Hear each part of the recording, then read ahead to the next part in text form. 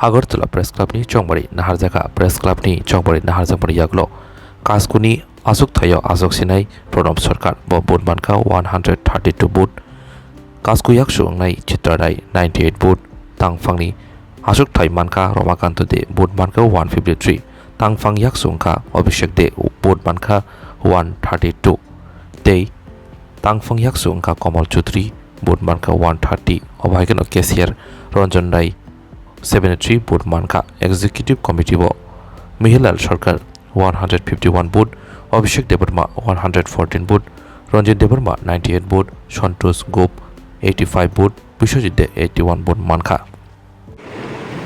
In the Managing Committee of Agartala Press Club for the year 2025 and 27, I declare Mr. Pranab Sarkar as the President, Agartala Press Club. I declare Srimati Chitra Rai as the Vice President of Agartala Press Club Managing Committee. I declare Mr. Roma Kanto De as the Secretary of Agartala Press Club. I declare Mr. Abhishek De and Mr. Kamal Chaudhary as the Assistant Secretaries, these two persons in the Managing Committee. I declare Mr. Ranjan Rai as a Treasurer of Agartala Press Club. Now out of the 5 persons, highest vote secured by Mr. Mihilal Sarkar.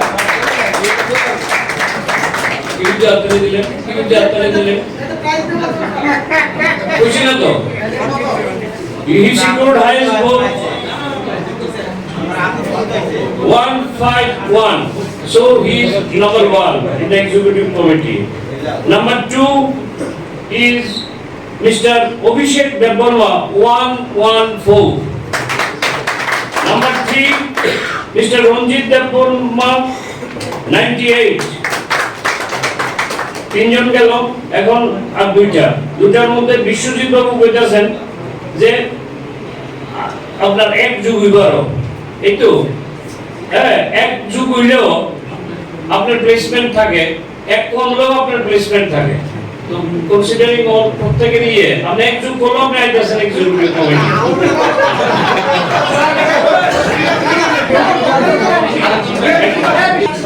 So according to me, Mr. Santosh Gop, I declare Mr. Santosh Gop in the executive committee of Managing Committee of Agartala Press Club. I declare Mr. Bishojit De as a member in the Managing Committee of Agartala Press Club. Mr. Subrata Ghosh, উনি বলছেন যে ওনার only one vote against the President, Vice President, Secretary and Assistant Secretary, 2 votes. So there were 3 contesting candidates. Out of that, 2 persons will be declared elected. So far as the member is concerned, according to your constitution, there are 5 executive members. So out of 14, total contesting candidate was 14. So out of 14, only 5 persons will be declared elected. Now, আছে কোনো confusion?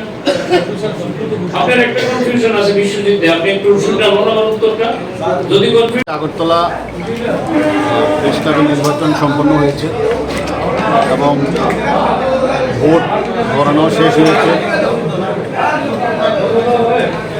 11 জন প্রার্থী বিজয়ী হয়েছে।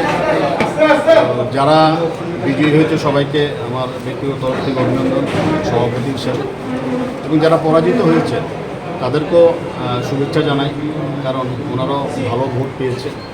তো আগামী দিনে আমরা একসাথে সবাইকে নিয়েই আমরা এই ক্লাবকে পরিচালনা করব এবং আগামী দিনে ক্লাবের আরও কীভাবে শ্রীবৃদ্ধি করা যায় সেই চেষ্টা করব। আপনার প্রথম কাজটা কি থাকবে?